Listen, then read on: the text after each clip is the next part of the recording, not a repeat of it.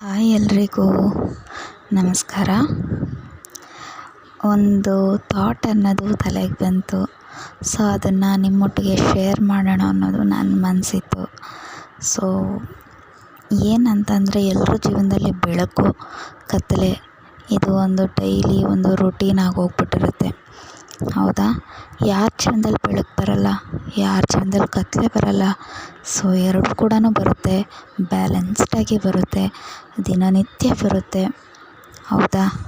ಹಾಗೆ ಈ ಕಷ್ಟ ಮತ್ತು ಸುಖ ಇವು ಅಷ್ಟೇ, ಸುಖಗಳು ಕಷ್ಟಗಳು ಒಟ್ಟೊಟ್ಟಿಗೆ ಬರುತ್ತೆ, ಬ್ಯಾಲೆನ್ಸ್ಡಾಗಿ ಬರ್ತಾ ಇರುತ್ತೆ. ಕೆಲವೊಮ್ಮೆ ಕೊಟ್ಟರೆ ದೇವರು ಕಷ್ಟಗಳನ್ನೇ ಕೊಡ್ತಿರ್ತಾನೆ ಅನಿಸುತ್ತೆ, ಕೆಲವೊಮ್ಮೆ ಸುಖದಲ್ಲೇ ತೇಲಿಸ್ತಿರ್ತಾನೆ ಅನಿಸುತ್ತೆ.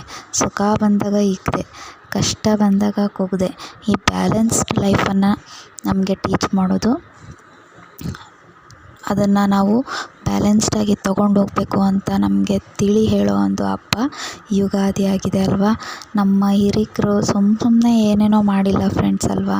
ಎಲ್ಲ ಪ್ರತಿಯೊಂದು ಹಬ್ಬಗಳಿಂದನೂ ಒಂದೊಂದು ವೈಜ್ಞಾನಿಕ ಕಾರಣಗಳು ಹೇಗಿದೆಯೋ ಅದೇ ರೀತಿ ನಮ್ಮ ತಿಳುವಳಿಕೆಗೆ, ನಮ್ಮ ಒಂದು ಜೀವನಕ್ಕೆ ಬೇಕಾದಂಥ ಅಂಶಗಳು ಕೂಡ ಅಡಗಿದೆ ಅಂತಲೇ ಹೇಳ್ಬೋದಾಗಿರುತ್ತೆ.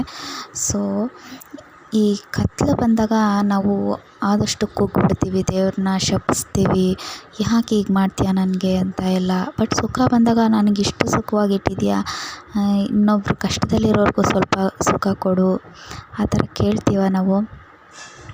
ಇಲ್ಲ, ಸುಖದಲ್ಲಿಟ್ಟಿದ್ದಾನಪ್ಪ ಹೆಂಗೋ ಕೊಟ್ಬಿಟ್ನಪ್ಪ ಅನ್ನೋ ಒಂದು ಧನ್ಯತಾ ಮನೋಭಾವ ಇದ್ರೂ ನನ್ನ ಮೇಲಿರೋ ಸುಖ ಸ್ವಲ್ಪ ಅವ್ರಿಗೂ ಹಂಚಿಕೆ ಆಗಲಿ ಅಂತ ಕೇಳಲ್ಲ. ಇನ್ನೂ ಕಷ್ಟ ಆದರೆ ಅವ್ನಿಗಾದ್ರೂ ಬರಬಾರ್ದಿತ್ತಾ ಅಂತ ಯೋಚನೆ ಮಾಡೋ ಜನನೇ ಜಾಸ್ತಿ ಇರ್ತಾರೆ. ಸೊ ಕಷ್ಟ ಅಂದರೆ ಏನು? ಇವಾಗ ಕಷ್ಟದಲ್ಲಿ ಅಂದರೆ ಕತ್ಲೆಗೆ ಹೋಲಿಸೋಣ. ಸೊ ಕತ್ತಲೆಯಲ್ಲಿ ನಾವು ಮಲಗಿರ್ತೀವಲ್ವ? ಸೊ ಮಲಗಿದಾಗ ನಮಗೆ ಕನಸುಗಳು ಅನ್ನೋದು ಬಿಡುತ್ತೆ. ಕನಸಲ್ಲೆಲ್ಲ ನಾವು ಅಂದರೆ ಕನಸು ಬಿದ್ದಾಗ ನಾವು ಯಾರೋ ವ್ಯಕ್ತಿಗಳು ಏನೋ ಮಾಡೋ ಥರ ಎಲ್ಲನೂ ಗೋಚರ ಆಗೋ ಥರ, ಅಂದರೆ ಅಲ್ಲೂ ಕೂಡ ಬೆಳಕೇ ಇರುತ್ತೆ. ಒಬ್ಬರನ್ನ ನೋಡಿಕೊಂಡು ಅವ್ರನ್ನ ಜಸ್ಟ್ ನಾವು ಏನೋ ಮಾತಾಡೋ ಥರ ಅಥವಾ ಏನೋ ಆಗಿರೋ ಥರನೇ ಬಿಡುತ್ತೆ. ಅದೆಲ್ಲನೂ ನಮಗೆ ಕಾಣಿಸ್ತಾ ಇರುತ್ತೆ, ಹೌದಾ? ಸೊ ಡಿಸ್ಟರ್ಬ್ ಮಾಡೋದು. ಸೊ ನಾನು ಹೇಳೋದೇನೆಂದರೆ, ಆ ಕಷ್ಟದಲ್ಲೂ ಬೆಳಕಿದೆ. ಆ ಕಷ್ಟ ಬಂದಿರೋದೇ ನಿಮ್ಮನ್ನು ಬೆಳಕಿನ ಕಡೆ ಕರ್ಕೊಂಡು ಹೋಗೋದಕ್ಕೆ. ದಯವಿಟ್ಟು ಕುಗ್ಗಬೇಡಿ. ಆ ದೇವರ ಆಟ ಅನ್ನೋದು ನಮ್ಮ ಕೈಲಿರೋದಿಲ್ಲ.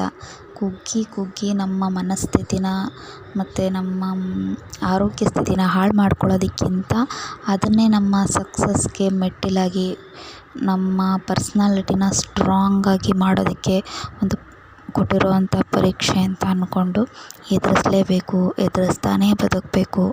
ಒಂದಲ್ಲ ಒಂದು ದಿವಸ ನಮಗೂ ಸುಖ ಬರುತ್ತೆ, ಸುಖದ ಹಾದಿ ಬಂದೇ ಬರುತ್ತೆ. ಆ ದೇವರಿದ್ದಾನೆ ಅಂತ ನಂಬ್ಕೊಳ್ತಾ ಅದನ್ನು ಜೀವನ ಅಂತ ಅಂದ್ಕೊಂಡು ಬದುಕಬೇಕು ಅಷ್ಟೇ. ಸೊ ಇದೇ ಅಲ್ವಾ ಜೀವನ.